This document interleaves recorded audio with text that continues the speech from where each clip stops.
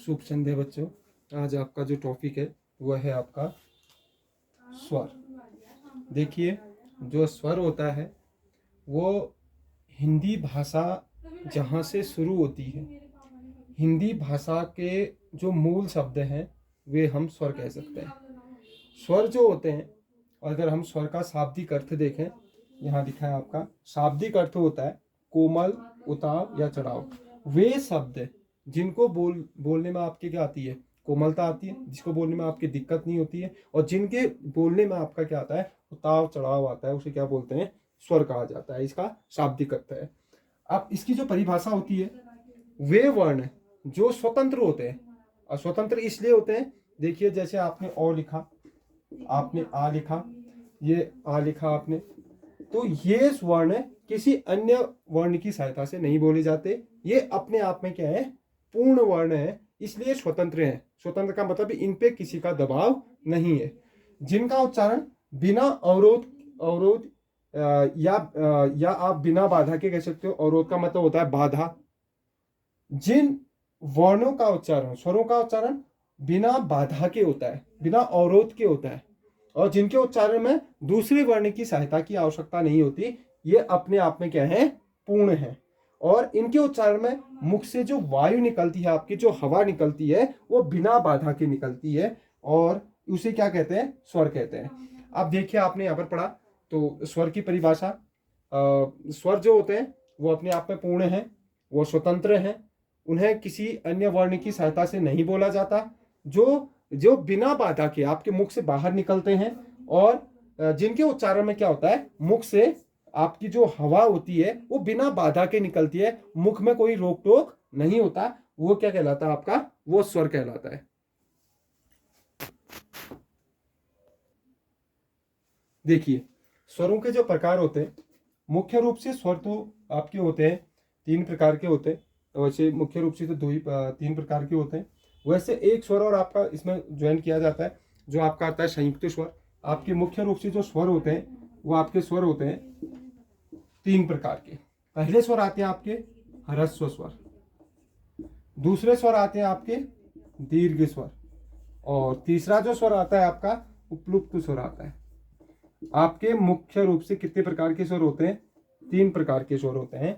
और उसी के बाद आपका एक स्वर और आता है, उसे बोलते हैं संयुक्त स्वर। अब संयुक्त स्वर किसके अंदर आता है, वो दीर्घ स्वर के ही अंदर आता है। यहां पर आपका एक आता है संयुक्त स्वर। अब ये दीर्घ स्वर के ही अंदर इसको लिया जाता है, ये संयुक्त स्वर जो है। अब दीर्घ स्वर, अब जो ये ह्रस्व स्वर है, अब जो प्रकार है स्वरों के प्रकार, वो 3 प्रकार के होते हैं। मुख्य रूप से तो आपके 3 प्रकार के स्वर होते हैं, ह्रस्व स्वर, दीर्घ स्वर और प्लुप्त स्वर। और जो संयुक्त स्वर होते हैं, ये जो संयुक्त स्वर होता है, ये संयुक्त स्वर आपका दीर्घ स्वर का ही एक क्या होता है, भाग होता है। ये इस प्रकार से आपके स्वर कितने प्रकार के, 3 प्रकार के होते हैं। देखिए, आपका जो पहले नंबर का स्वर आता है वो आता है ह्रस्व स्वर। ह्रस्व स्वर को ही एक मात्रिक स्वर भी बोला जाता है। आपका ह्रस्व स्वर है, और फिर इसका एक मात्रिक स्वर है।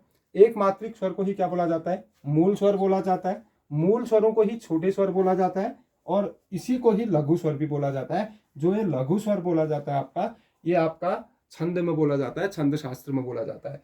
और जो ह्रस्व स्वर होते हैं, ह्रस्व का मतलब भी छोटा होता है। एक मात्रिक मतलब जिनकी एक ही मात्रा होती है, वो कहलाते हैं एक मात्रिक स्वर। उसके बाद मूल स्वर, जो मूल रूप से जिनका मूल इन्हीं स्वरों के मेल से ही अन्य स्वरों का जो निर्माण हुआ, इन्हीं स्वरों के मेल से हुआ, इसलिए इसको क्या बोला जाता है, मूल स्वर बोला जाता है। छोटे स्वर इसलिए बोला जाता है क्योंकि ये क्या होते हैं, ह्रस्व होते हैं, ये दीर्घ स्वरों के ही छोटे रूप होते हैं, इसलिए इनको क्या बोला जाता है, छोटे स्वर बोला जाता है। और लघु स्वर इसलिए बोला जाता है, लघु स्वर इसलिए होता है क्योंकि छंद शास्त्र में लघु का मतलब ही क्या होता है, छोटे स्वर या ह्रस्व स्वरों का ही जो प्रयोग होता है वही लघु स्वर होता है, तो इसलिए इसको लघु स्वर भी कहा जाता है। अगर इसकी परिभाषा अगर हम आगे देखें तो ह्रस्व स्वर की परिभाषा होती है, जिन स्वरों को बोलने में बहुत कम समय लगता है वही क्या होते हैं, ह्रस्व स्वर होते हैं। जिन स्वरों को बोलने में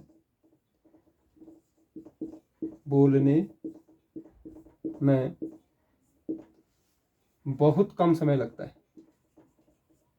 बहुत कम समय लगता है वे ह्रस्व स्वर कहलाते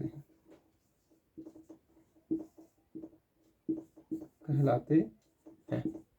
देखिए, जिन स्वरों को मूल रूप से वे स्वर होते हैं जिन स्वरों को बोलने में बहुत कम समय लगता है, वही क्या होते हैं? ह्रस्व स्वर होते हैं। जैसे आपका इसमें देखिए, आपका अ आ गया, आपका ई आ गया, आपका उ आ गया और आपका री आ गया। और ये क्या होते हैं? ये ह्रस्व स्वर होते हैं। ह्रस्व स्वर क्यों? क्योंकि इनको बोलने में क्या लगता है? बहुत कम समय। अ, आ, ई। देखो, अ, ई, उ और री। और इन्हीं का ही जो बड़ा रूप होता है वो क्या कहलाएंगे? दीर्घ स्वर कहलाएंगे। और इनको मूल स्वर क्यों कहा जाता है, ये मैं आगे आपको पढ़ा रहा हूं। मूल स्वर किस लिए कहा जाता है, आप ये देखिए इनको मूल स्वर कैसे बोलते हैं। देखिए, आपका अगला आता है मूल स्वर। आपको ह्रस्व स्वर पढ़ा आपने। ह्रस्व स्वर जो थे आपके आगे अ, आपका आ गया ई, आपका आ गया उ और आपका आ गया री।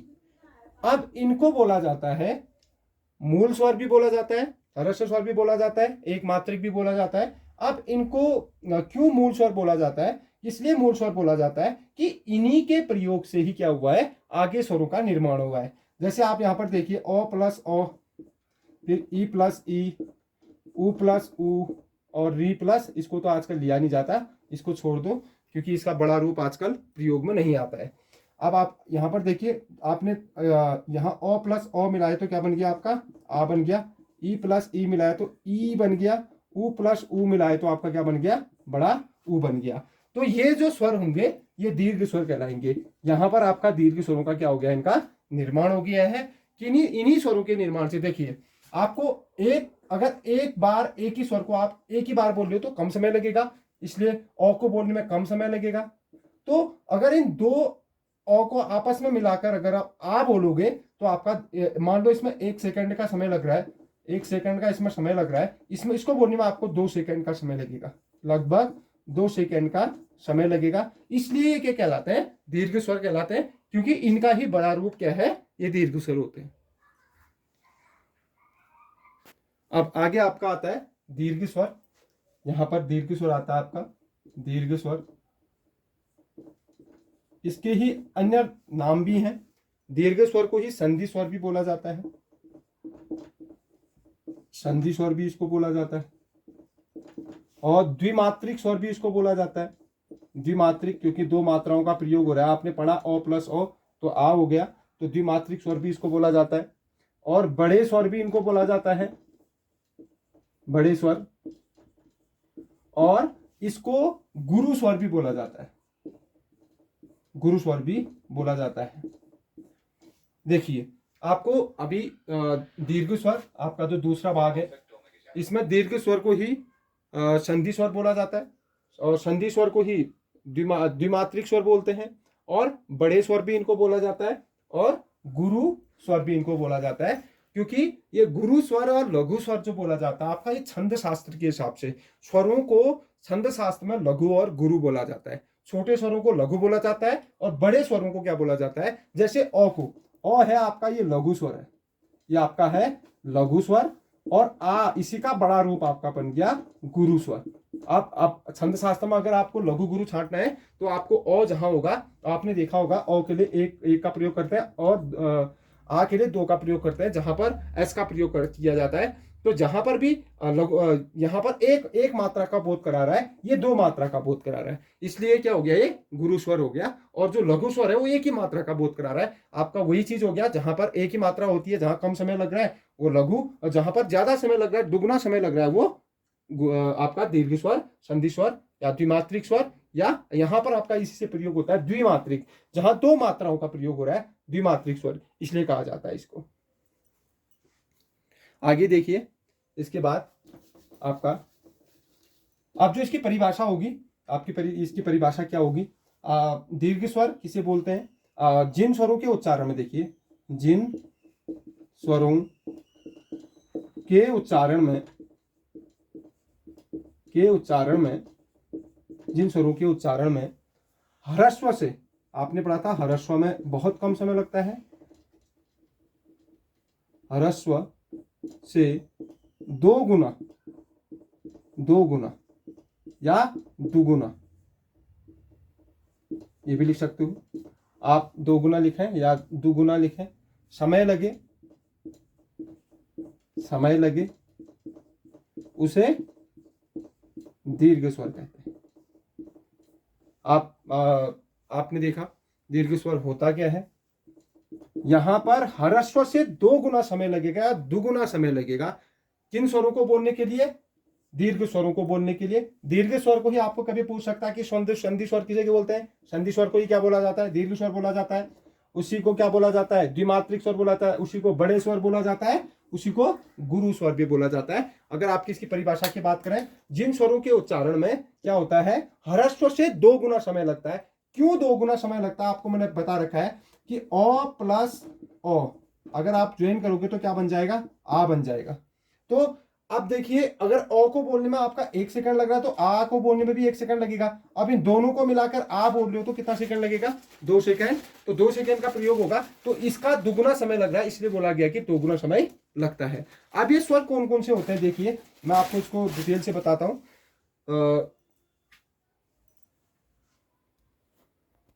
देखिए अब इनको क्यों बोला जाता है, यहां पर मैंने अभी आपको बताया था ओ और ओ को आप दोनों को प्लस करोगे तो आपका आ बन जाएगा, और यहीं पर ई प्लस ई करोगे तो आपका क्या बन जाएगा, बड़ा ई बन जाएगा। आपको बड़ा भी इसलिए बोलते हैं, आपने अव्वा पढ़े होंगे तो छोटी ई बड़ी ई बोलते हैं, तो इसलिए वो बड़ा स्वर भी कहलाता है। अब उसके बाद ऊ प्लस ऊ आप पढ़ाओगे तो क्या बन जाएगा, आपका बड़ा ऊ बन जाएगा। और इस तरह से आपके जो दीर्घ स्वर होंगे, दीर्घ स्वरों की संख्या होगी आपकी 1, 2 और 3। और दीर्घ स्वर क्या क्या हो गए, आ आपका आ गया, ई आपका आ गया और ऊ। और दीर्घ स्वरों की अगर हम बात करें तो दीर्घ स्वर कितने प्रकार के हो गए, आपके 3 प्रकार के हो गए। देखिए अगला स्वर जो है वो आपका है दीर्घ स्वर। आपने पढ़ा था दीर्घ स्वर का ही मैंने बोला था आपको एक भाग होता है, वो होता है संयुक्त स्वर। संयुक्त स्वर का मतलब होता है जो स्वर क्या होता है, 2 अलग अलग स्वरों के मेल से बनता है, उसे बोलते हैं दीर्घ स्वर। आप आगे देखिए, यहां पर इसकी जो परिभाषा आएगी, जिन स्वरों का उच्चारण, जिन स्वरों का निर्माण 2 अलग अलग स्वरों के मेल से होता है उन्हें संयुक्त स्वर कहते हैं,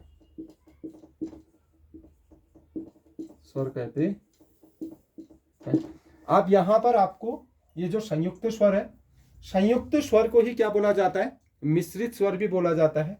मिश्रित स्वर इसलिए बोला जाता है क्योंकि कभी भी एक सी चीजों का कभी मिश्रण नहीं होता है। आप पानी पानी का मिश्रण नहीं कर सकते, आप दूध और दूध का मिश्रण नहीं कर सकते, क्योंकि वो मिश्रण नहीं कहलाता है। इसलिए जो ये संयुक्त स्वर है इसको मिश्रित स्वर भी बोला जाता है। क्या बोला जाता है, मिश्रित स्वर बोला जाता है। इसलिए बोला जाता है क्योंकि मैंने आपकी परिभाषा में लिखा रखा है आपको, जिन स्वरों का निर्माण 2 अलग अलग स्वरों से होता है। अब आप यहां पर देखिए, यहां पर ओ प्लस ई, आप इन दोनों का ये अलग है, ये अलग है, इन दोनों का आप जब मिलान करोगे तो किसका निर्माण हो जाता है, ए का निर्माण हो जाता है। किसका निर्माण होता है, ए का निर्माण होता है। अब उसी प्रकार आप यहां पर ओ और ए का निर्माण करोगे, ओ यहां पर आप अगर ओ प्लस ए का निर्माण करोगे, इन दोनों का प्लस भी करोगे, इन दोनों को मिलाओगे तो आपका बन जाएगा आई बन जाएगा। अब यहां पर कोई कुछ विद्वान कुछ लोग ये कहते हैं कि ओ प्लस ए से भी क्या बनता है, आपका आई बनता है। अब यहां पर आपका एक चीज और होता है, यहां पर हो सकता है आपको पता है जो ए का निर्माण होता है, ए का निर्माण आपको पता है ओ प्लस ई से होता है, हो गया। आपने इस औ को और इस औ को मिलाए तो आपका क्या बन गया, आ बन गया। और यहां पर आपका ई ए है और यहां पर ई है। आप इन ई को भी यहां लोगे तो आपका क्या बन जाएगा, क्योंकि जो ए का निर्माण होता है ओ प्लस ई से होता है। इसी प्रकार अगर हम ए का निर्माण हम ये भी बोल सकते हैं ओ प्लस ए से भी होता ही है, कुछ ऐसा बोलते हैं। मगर कुछ ये आपका जो प्रमाणित है वो यही है, जो अधिकतर आपको मिलेगा कि ओ प्लस ए से क्या बनता है, आई बनता है। मगर कुछ कहीं पर आपका ये भी होगा, अगर मैं इसका संधि विच्छेद करके आपको दिखा दूं तो आपको पता चलेगा कि यहां इन दो ओ को मिला के क्या बन गया, आ बन गया। और यहां पर ये जो ए का निर्माण होता ओ प्लस ई से हो रहा था, तो ये ई इसके साथ आ गया। अब इन दोनों को मिलाकर भी किसका निर्माण हो सकता है, आई का निर्माण हो सकता है। उसके बाद देखिए अब ओ और औ का निर्माण कैसे होता है। आपका ओ और प्लस ऊ मिलता है तो ओ बन जाता है, ठीक हो गया। अब ओ और ओ को मिलाओगे, ओ प्लस ओ, इन दोनों को मिलाओगे तो आपका क्या बन जाएगा, औ बन जाएगा, ठीक हो गया।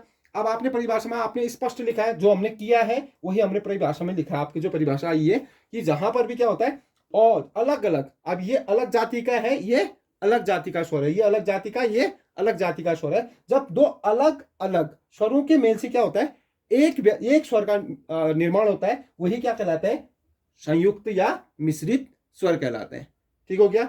अब यहां पर मैंने जो आपको पहले ऊपर बताया था, आई में बताया था, यहां पर वो नियम लागू हो सकता है, क्योंकि ओ का निर्माण को अभी मैंने ऊपर लिखा रखा, आपको यही लिखा रखा है, यहां पर ओ प्लस ऊ से होता है। अब इन दो ओ को मिला दोगे, इनको दोनों को प्लस कर दोगे तो क्या बन गया, आ बन गया आपका। अगर आप संधि विच्छेद के हिसाब से बोले, पीछे आ गया आपका ऊ, औ, तो आपका ये ऐसे भी बन सकता है औ।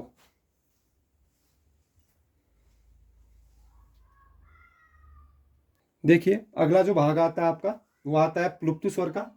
प्लुप्त स्वर होता क्या है, देखिए प्लुप्त स्वर वहां पर होता है जहां पर आप अपने स्वर को क्या करते हैं, लंबा खींचते हैं।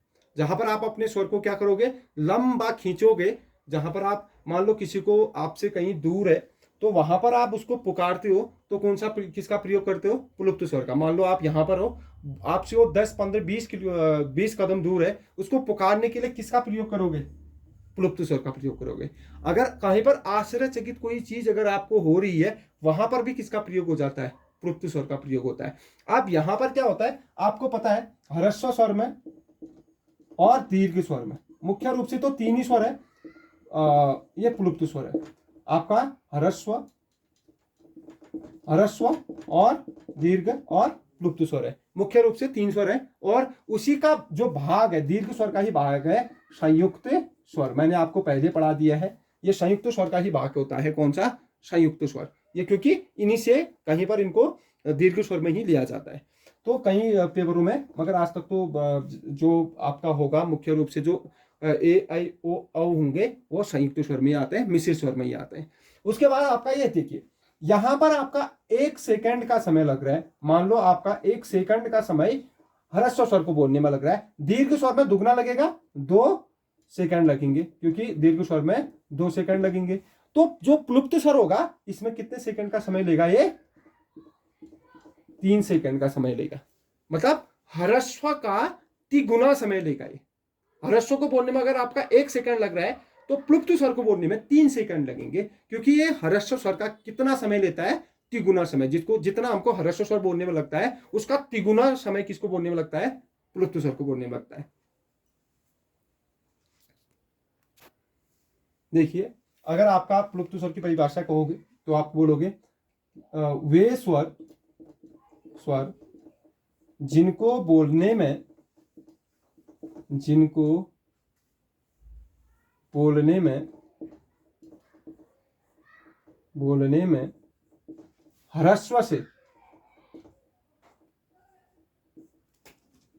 ह्रस्व से तिगुना या 3 गुना, आपको मैं ऐसे भी समझा देता हूं, तिगुना को बोलते हैं 3 गुना समय लगे उसे प्लुप्त स्वर कहते हैं। प्लुप्त स्वर कहते हैं। देखिए, वे स्वर जिनको बोलने में ह्रस्व से तिगुना या 3 गुना समय लगे वो क्या कहलाते हैं? प्लुप्त स्वर कहलाते हैं। और प्लुप्त स्वर को पहचानने का सबसे अच्छा तरीका होता है, जहां पर भी जिस भी शब्द में आपको एस दिखाई देगा, जहां पर भी, मान लो यहां पर है आपका, मैं शब्द लिख रहा हूं एक, मैंने शब्द लिखा ये, अब यहां पर क्या है? प्लुप्त स्वर है, क्योंकि इसके बीच में क्या आया है? एस का चिन्ह आया हुआ है, तो इसको क्या बोलेंगे? इसको प्लुप्त स्वर कहा जाता है। उसी तरह से कहीं पर ओम को आपने ऐसा भी लिखा हुआ देखा होगा, और कहीं पर आपको ओम ऐसा भी लिखा हुआ नजर आएगा। तो ये दोनों चीजें हैं, कहीं पर आपने ओम को इस तरह से भी लिखा हुआ देखा होगा, कहीं पर इस तरह से भी देखा होगा।